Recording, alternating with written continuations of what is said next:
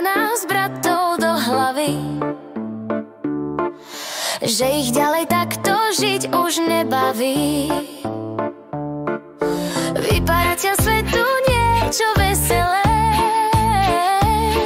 tak vyskočte všetci chytro z postele.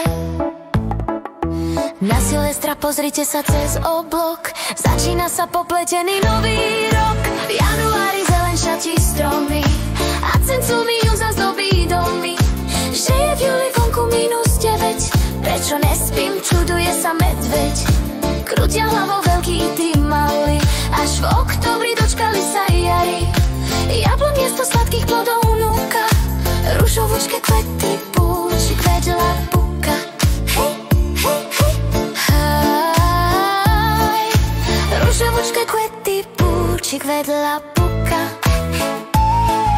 Za to marec, apríl a či maj, jablčka ti dajú, tak ich oberaj. V auguste si postav snehuliaka, február zas v vode ťa vyláka. Či to zažil tvoj prastarý dedo, že v decembri je horúce leto? Nezažil to nikto, veru tak, veď je na tom svete všetko naopak. A tých 12 bratov veselo sa baví, unavených vedcov rozboleli hlavy. Rozhodol sa teda prísny otec Rok, že so synmi zaraz spraví poriadok.